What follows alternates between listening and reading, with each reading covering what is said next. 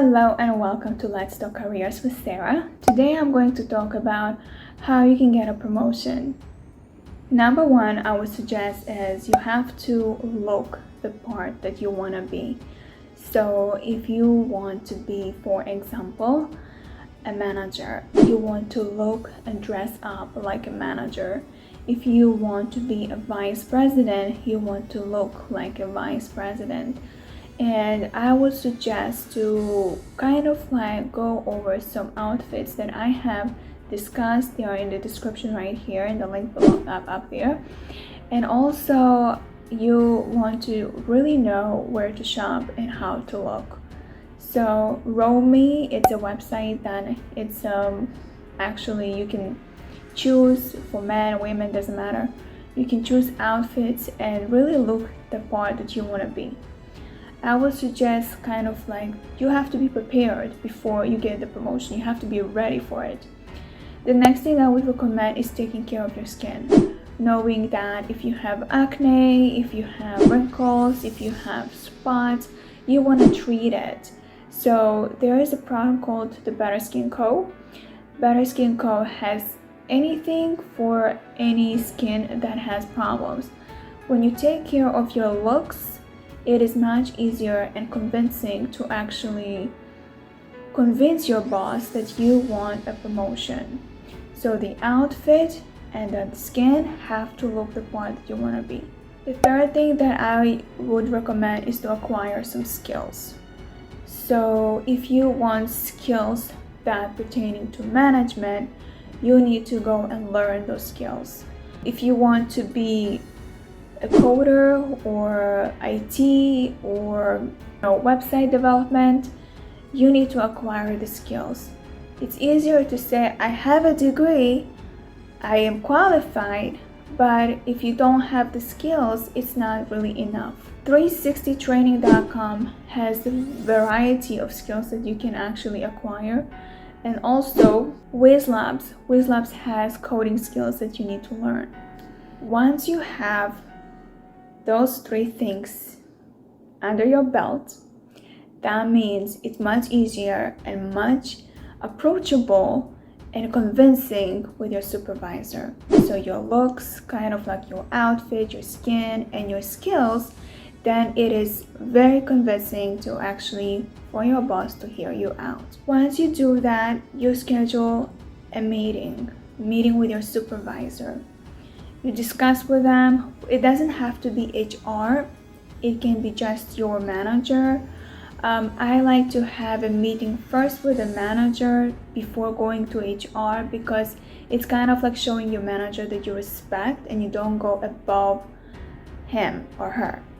So you schedule a meeting and you discuss about your performance. That's how you start. You ask about your performance. How do they think you're doing? What exactly your weaknesses are? What are your strengths? And based on that, you'll be able to maneuver the conversation. Once you do have listened to their say, you kind of like now know where exactly you need to work on. Then you describe about your skills, your assets, what exactly has company gained from you. Maybe more customers, maybe more sales, maybe more doors open for them because of you. So you want to discuss that, and then you kind of like discussing about a promotion, stating, I heard a person is leaving in this department and I was thinking if you have already hired someone, if not, then I'm interested. By communicating what exactly you want and you are actually want the position, then it's kind of like they can think about it. They say, oh, okay, if you want the position, maybe not this time because they already have found someone, or maybe next time. And I'll give you 3 stories that I had experienced, and this is why. First, I was working in the food industry. In the food industry, I was working in every department, and I have truly explained and expressed in meetings that I would like to be promoted. And the reason that I had accepted the position over there because they were opening up a restaurant and I would be the restaurant manager. Now, I was 19 years old at that time. I did not have a degree, but the HR who hired me said, okay, we'll do that. Once the restaurant is up, you're gonna take over. Now, I was 19, and I really expressed in every department they put me, and I expressed, I would like to be a manager or assistant manager. Tell me what exactly I need to do. And they were helpful. They were telling me what I need to do, what skills I need to gain, and I was doing it. Now, the restaurant opened up. They did not put me as a manager. And I spoke to the owner and explaining to him that the agreement was that I would be the manager. I had acquired the skills. I went from every department. I know what every department is doing, but I need to, I have already leadership skills, I have management skills, I've proven it, but for some reason, the owner wasn't there. The HR wasn't there. And the managers that were there were kind of like, did not want to put the word for me because they knew that they had already a plan for something else. And so I decided I'm gonna leave. And I said that to them. I was very expressive and very communicative.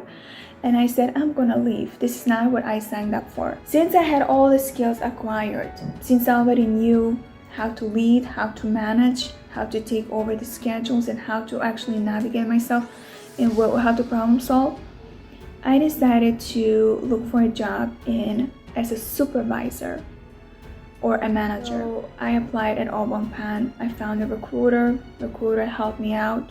I got the job. So when I got the job, two things I learned that I really made a mistake.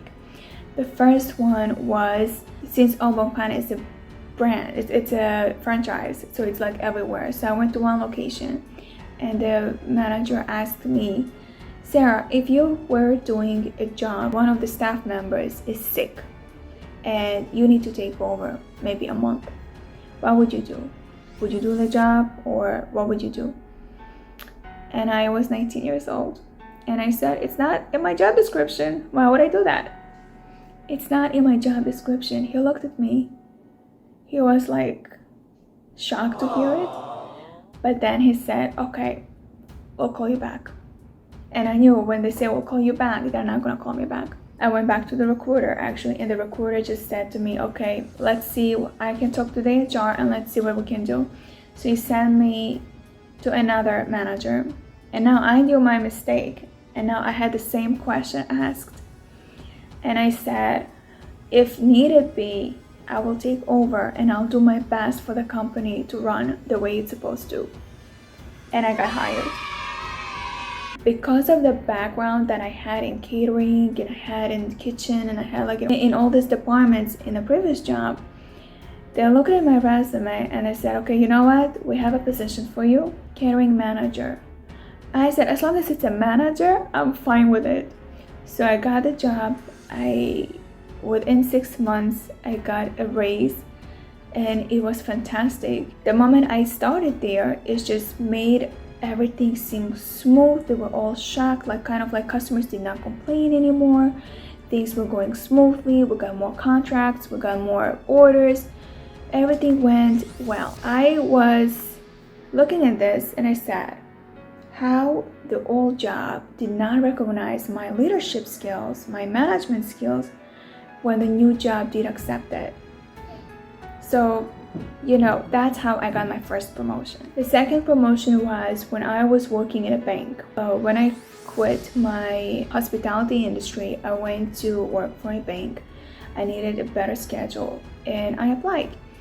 The manager interviewed me and he said, on your resume you speak 4 languages. That's an asset. That's a big plus.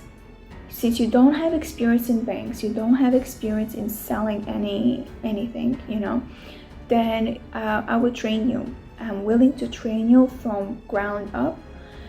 Just because you know the languages, I'm willing to hire you. This was not new to me. This was something that everywhere I went, I got hired. Doesn't matter for what position I wanted, I got hired because I speak too many languages. So I got hired. And he was training me, and people over there working for several years telling me like, how did you get a job as personal banker? Like, how did you get a job? Like, I was working here for 10 years. I did not do this. I did not. But this is how it is. You know, if you do communicate, you get the job. Now, one thing I have to tell you that when I left Pan and I gave my resignation letter, they hired somebody from a different branch to come over for me to train. So there was a person that was working with me, and he was working more than I was working at Pan. He got upset at me. He walked to me and he said, "Sara, why didn't you promote me?" I said, "You didn't tell me you want a promotion. How am I supposed to know you want a promotion? But I'm working, you see I'm a hard worker." This is a big mistake that everybody is doing. Thinking that the supervisor sees how they're hard working, sees how they're going above and beyond. And not always. We don't always see it. We're always thinking, okay, you're a good, hard person, you're doing above and beyond, without thinking you want a promotion.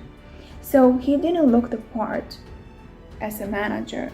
He didn't convey himself as a manager. He did not want to do other jobs that managers would do. He was kind of like a lazy person. So it didn't really give me an impression that this person wants the job. So they hired already someone else. And I spoke with the general manager thinking, okay, this person came up to me and said he wants a promotion. I'm not sure, since I'm leaving, maybe you want to have a chat with him and explain to him that how it works. So if you do want to convey, you have to have these three things. You have to have the look, the skin tone, you have to look presentable, and also you have to have some skills. So in the bank, when my manager was talking about how he got promoted, he said that every time he had a sales quota to meet, he had exceeded it. And every time he exceeded it, that was a plus for them. And also he said he wants to be a branch manager.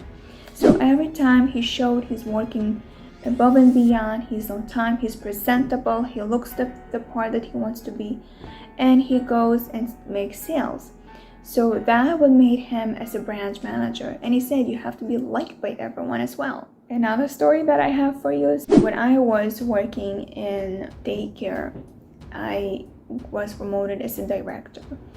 And that was because I showed my writing skills, I showed the way I communicate like a manager, I really solve problems, and I'm very good in the office. I'm very organized in the office. And so the director quit, and they put me as a director and decided to give me as much workload as the manager can do. And my supervisor said, you can do it, you can handle the pressure. And so I was doing it for 5 years. Then I was starting doing hiring.